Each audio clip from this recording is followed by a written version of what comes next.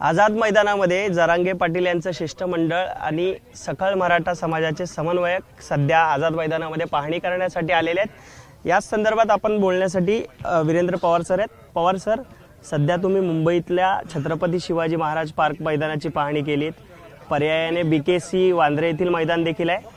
आझाद मैदानामध्ये तुम्ही आता पाहणी करताय, आझाद मैदानामध्ये आग्रही आहात का? नाही, 100% हे तिन्ही मैदानावरती आम्ही आग्रही आहोत।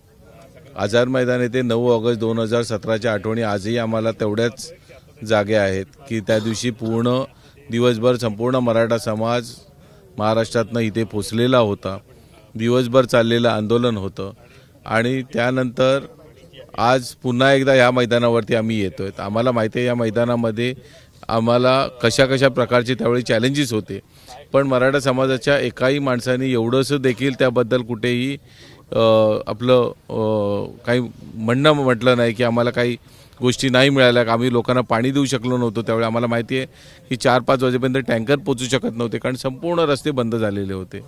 मग अशा पार्श्वभूमीवरती आता पुन्हा इथे ज्यावेळी आम्ही उपोषणासाठी इथे बसणार आहोत, इथे 8-10 दिवसाचा तर कमीत कमी कालावधी असेल, एक 10-15 दिवसाचा कालावधी त्यांना इथे येण्यासाठी असेल मुंबईमध्ये, आणि मग ह्या सर्व गोष्टीचं नियोजन करतोय बारकाईने येणाऱ्या लोकांना कमीत कमी त्रास आम्ही देऊ शकू याचा प्रयत्न आम्ही करतो। कारण आम्हाला माहिती आहे येणाऱ्या लोकांना हाल अपेष्टा होणार, कारण एवढं सर्व अंतर पायी चालत आल्यानंतर देखील मुंबईमध्ये जी अलोट गर्दी तुम्हाला दिसेल त्याच्यामध्ये समन्वयक म्हणून की मुंबईचे लोक म्हणून आम्ही कुठपर्यंत त्यांना पोचू हाच अंदाज आम्ही बांधताना आम्हाला आज कळत नाही की कुठून सुरुवात करायची आणि कुठे, पण बेसिक ज्या गोष्टी आहेत त्याच्यापासून आम्ही सुरुवात केली की जागा ही ठरवावी, म्हणजे जेणेकरून आजूबाजूला सर्व ओपन आहे, पाण्याची व्यवस्था करता येईल, टॉयलेटची सेवा कुठे आम्हाला देता येईल या लोकांसाठी, कारण एवढा समुदाय आहे तो कसा तिथपर्यंत पोचू शकतो, विना अडथळा येऊ शकतो पुन्हा।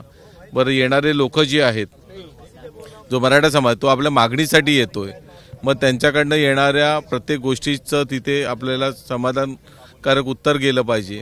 जी लोक मनोजदादांबरोबर उपोषणाला बसतील, कारण मनोजदादा एकटे बसल्यावरती असं नाही की समाज बसणार नाही, समाजातले काही लोक त्यांच्याबरोबर त्यावेळी उपोषणाला बसतील, आणि मग अशा वेळी जी परिस्थिती असेल त्यावेळी तिथे लागणाऱ्या बारीक बारीक गोष्टी असतील, ह्याचं चिंतन आत्तापासून जर केलं नाही तर शेवटच्या मिनिटाला होणार नाही। म्हणून ज्या दिवशी घोषणा झाली आम्ही लगेच दुसऱ्या दिवसापासून तयार झालो। काल दादानी जसं तिकडचं नियोजन हे केलं, रातोरात टीम आज मुंबईमध्ये पोहोचलेली, आम्ही देखील सकाळपासून आज या गोष्टीच्या नियोजनामागे आहोत की हे लवकरात लवकर एकदा आटपलं की आम्ही पुढच्या नियोजनाकडे लागू। तुम्ही देखील 20 तारखेला आंदोलन करताय, दुसरीकडे ओबीसी समाज देखील विविध मागण्यांसाठी आंदोलन करणार आहे, त्यांनी देखील आझाद मैदानात आपल्याला परवानगी मिळावी आंदोलनाला यासाठी मागणी केली आहे। कसं पाहताय? तुम्ही देखील आग्रही आहात, ते देखील येणार आहे तिकडे, कसं पाहताय?